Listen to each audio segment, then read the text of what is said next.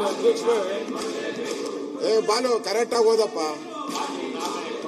ಕರೆಕ್ಟಾಗಿ ಓದು ಅಂದೆ. ಓದು ಕರೆಕ್ಟಾಗಿ ಹೇಳ್ತಿದ್ದೀರಣ. ನೀವು ಮಾಡಿರೋಂಥ ದುರಂತಗಳನ್ನ ಸರ್ಮಾಣಕ್ಕೆ ನಿಂತಿರೋದು ನಾವು. ನೀವು ಅನಧಿಕೃತ ಬಡಾವಣೆಗಳು ಮಾಡಿದ ರೆವಿನ್ಯೂ ಲೇಔಟ್ಗಳ ಸರ್ಮಾಣಕ್ಕೇನೆ ಕರೆಕ್ಟಾಗಿ ಸ್ವಲ್ಪ 5 ನಿಮಿಷ ಯಾಕೆ ನಿಂತ್ಕೊಂಡ ತಕ್ಷಣ ಹೋಗ್ತೀರಣ. ಒಂಚೂರು ಸನ್ಮಾನ್ಯ ಅಧ್ಯಕ್ಷರೇ, ಈ ನಗರ ಪ್ರದೇಶ ಮತ್ತೆ ಪುರಸಭೆ ವ್ಯಾಪ್ತಿನಲ್ಲಿ ಅನಧಿಕೃತ ಬಡಾವಣೆಗಳಲ್ಲಿ ರಸ್ತೆ ಸಾರ್ವಜನಿಕರು ಬಳಸ್ತಿದ್ರು ಕೂಡ ಅದನ್ನ ನಾವೇ ಸ್ಥಳೀಯ ಸಂಸ್ಥೆಗಳು ನಿರ್ವಹಣೆ ಮಾಡ್ತಿದ್ರು ಕೂಡ ಇದರ ಮಾಲೀಕತ್ವ ಖಾಸಗಿಯವರ ಹೆಸರಿನಲ್ಲಿ ಇರ್ತದೆ ಅಧ್ಯಕ್ಷರೇ. ಈ ಮಾಲೀಕತ್ವ ಖಾಸಗಿಯವರ ಹೆಸರಿನಲ್ಲಿ ಇರೋದ್ರಿಂದ ಅಲ್ಲಿ ಖಾತೆಯನ್ನ ಸಿ ಖಾತೆಯನ್ನ ಎ ಖಾತೆ ಮಾಡಲಿಕ್ಕೆ ಸಾಧ್ಯ ಇರೋದಿಲ್ಲ. ಅದರಿಂದ ಅಧ್ಯಕ್ಷರೇ, ಈ ಒಂದು ತಿದ್ದುಪಡಿಯನ್ನ ನಾವು ತಂದಿದ್ದೇವೆ. ಈ ತಿದ್ದುಪಡಿಯಲ್ಲಿ ಈ ಖಾಸಗಿ ರಸ್ತೆಗಳು ಮತ್ತೆ ಚರಂಡಿಗಳು ದುಸ್ಥಿತಿಯಲ್ಲಿದ್ದಂಥ ಸಂದರ್ಭದಲ್ಲಿ ಜನಗಳ ಆರೋಗ್ಯ ಮತ್ತೆ ಸುರಕ್ಷತೆಗೆ ಅಪಾಯ ಉಂಟು ಮಾಡತಕ್ಕಂಥ ಸಂದರ್ಭದಲ್ಲಿ ಆಯುಕ್ತರು ಮತ್ತೆ ಅಥವಾ ಮುಖ್ಯಾಧಿಕಾರಿಗಳು ಸ್ವಯಂ ಪ್ರೇರಿತವಾಗಿ ಮಧ್ಯಪ್ರವೇಶ ಮಾಡಿ ಅದನ್ನ ತಮ್ಮ ವಶಕ್ಕೆ ಪಡೆದು ಅದನ್ನ ಸರ್ಕಾರದ ಪುರಸಭೆ ಹೆಸರಿಗೆ ನೋಂದಣಿ ಅದನ್ನ ಸರ್ಕಾರದ ವಶಕ್ಕೆ ತೆಗೆದುಕೋಬೇಕು ಅಂತಕ್ಕಂಥ ಉದ್ದೇಶದಿಂದ ಈ ವಿಧೇಯಕವನ್ನು ತಂದಿದ್ದೇವೆ ಅಧ್ಯಕ್ಷರೇ. ಆ ವ್ಯಾಪ್ತಿನಲ್ಲಿ ಏನ್ ಮಾರಾಟ ಮಾಡಿರ್ತಾರಲ್ಲ ಅಧ್ಯಕ್ಷರೇ, ಅಲ್ಲಿ ಖಾಸಗಿ ವ್ಯಕ್ತಿಗಳು ಇದನ್ನ ನಾವು ಉತ್ತರಕ್ಕೆ ರಸ್ತೆ ಇದೆ, ದಕ್ಷಿಣಕ್ಕೆ ರಸ್ತೆ ಇದೆ ಅಂತೇಳಿ ಏನವರು ರಿಜಿಸ್ಟ್ರೇಷನ್ ಮಾಡತಕ್ಕಂಥ ಸಂದರ್ಭದಲ್ಲಿ ನಮೂದು ಮಾಡಿರ್ತಾರಲ್ಲ, ಆ ದೃಷ್ಟಿಯಿಂದ ಸ್ವಯಂ ಪ್ರೇರಿತವಾಗಿ ನಾವು ಆ ರಸ್ತೆಯನ್ನ ಮುನ್ಸಿಪಾಲಿಟಿ ವ್ಯಾಪ್ತಿಗೆ ತೆಗೆದುಕೊಳ್ಳಲಿಕ್ಕೆ, ಕಾರ್ಪೊರೇಷನ್ ವ್ಯಾಪ್ತಿಗೆ ತೆಗೆದುಕೊಳ್ಳಲಿಕ್ಕೆ ಈ ವಿಧೇಯಕವನ್ನ ಮಂಡಿಸಿದ್ದೇವೆ ಅಧ್ಯಕ್ಷರೇ. ಈ ತೆಗೆದುಕೊಳ್ತಕ್ಕಂಥ ಸಂದರ್ಭದಲ್ಲಿ 1 ತಿಂಗಳ ಕಾಲ ಅಬ್ಜೆಕ್ಷನ್ ಅನ್ನ ಕರೀಲಿಕ್ಕೆ ಅವಕಾಶವನ್ನ ಮಾಡಿಕೊಟ್ಟಿದ್ದೇವೆ. ಅವ್ರೇನಾದ್ರೂ ಕೂಡ ಅಬ್ಜೆಕ್ಷನ್ ಅನ್ನ ಮಾಡಿದ್ರೆ 1 ತಿಂಗಳು ಅವಕಾಶ ಇರ್ತದೆ, ಅದಕ್ಕೆ ಅಬ್ಜೆಕ್ಷನ್ಗೆ 1 ತಿಂಗಳು ಅವಕಾಶ ಇರ್ತದೆ ಅಧ್ಯಕ್ಷರೇ. ಅವ್ರೇನಾದ್ರೂ ಕೇಳಬಹುದು. ಇದರ ಉದ್ದೇಶ ಏನು ಅಂದ್ರೆ ಅಧ್ಯಕ್ಷರೇ, ಇದರ ಉದ್ದೇಶ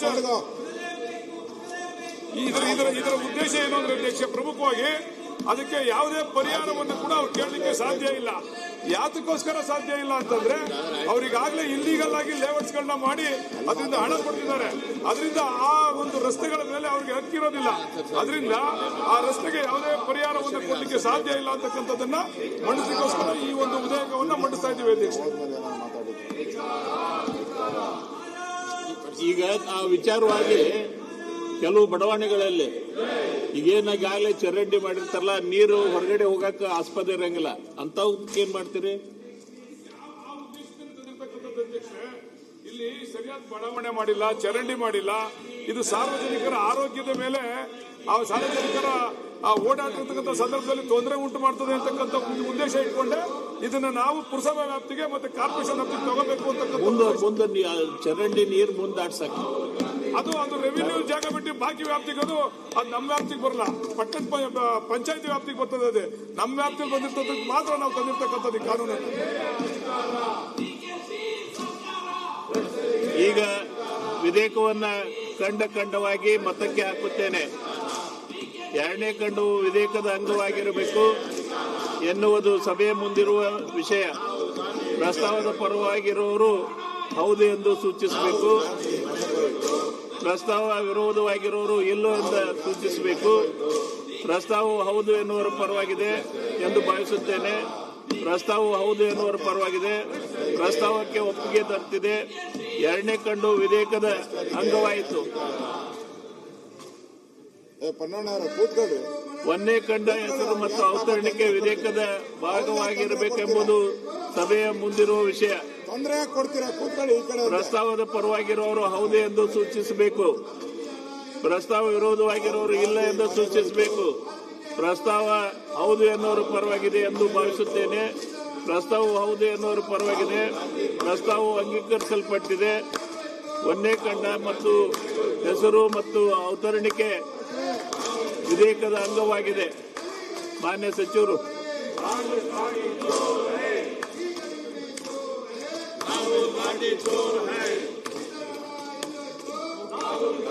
ಪ್ರಸ್ತಾವವನ್ನು ಮಂಡಿಸಲಾಗಿದೆ.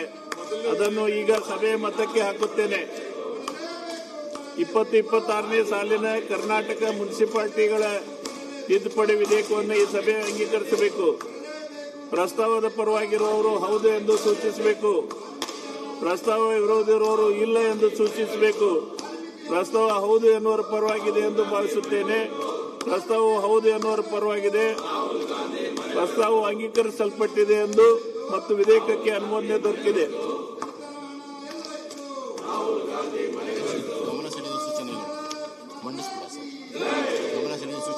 ದಿನಾಂಕ 21/8/26 20 ಗಮನ ಸೆಳೆಯುವ ಸೂಚನೆಗಳ ಪೈಕಿ 8 ಉತ್ತರಗಳನ್ನು ಸದನದಲ್ಲಿ ಮಂಡಿಸುತ್ತಿದ್ದೇನೆ. ಪ್ರಸ್ತುತ ಅಧಿವೇಶನದಲ್ಲಿ ಕೆಳಕಂಡ ಮಾನ್ಯ ಸದಸ್ಯರುಗಳು ಅವರ ಹೆಸರು ಮುಂದೆ ಸೂಚಿಸಿರುವ ದಿನಾಂಕ ಅವಧಿ ಗೈರು ಹಾಜರಾಗಲು ಅನುಮತಿ ನೀಡುವಂತೆ ಕೋರುತ್ತಾರೆ. ಶ್ರೀಮತಿ ಲತಾ ಮಲ್ಲಿಕಾರ್ಜುನ್ ಮತ್ತು ಟಿ.ಡಿ. ರಾಜೇಗೌಡ ದಿನಾಂಕ 21/8/2026 ಮತ್ತು 21/8/26 ಸದಸ್ಯರುಗಳು ಅಧಿವೇಶನಕ್ಕೆ ಗೈರು ಹಾಜರಾಗಲು ಕರ್ನಾಟಕ ವಿಧಾನಸಭೆಯ ಕಾರ್ಯವಿಧಾನ ಮತ್ತು ನಡವಳಿಕೆಯ ನಿಯಮ 203 ಮೇರೆಗೆ ಸದನದ ಸಹಮತ ಇದೆ ಎಂದು ಭಾವಿಸಿ ಅನುಮತಿ ನೀಡಲಾಗಿದೆ.